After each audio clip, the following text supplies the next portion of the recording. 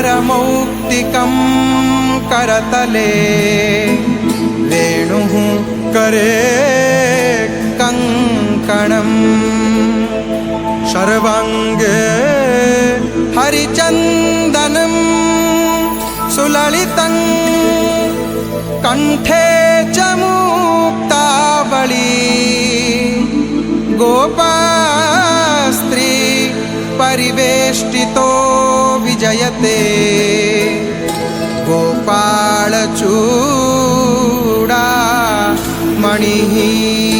ॐ क्लीं देवः कामदेवः कामबीजशिरोमणिः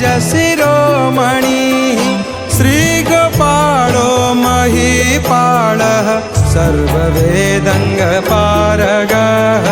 धरणीपालको धन्यः पुण्डरीकः सनातनः गोपतिर्भूपतिः शास्ता प्रहर्ता विश्वतोमुखः आदिकर्ता महाकर्ता महाकाल।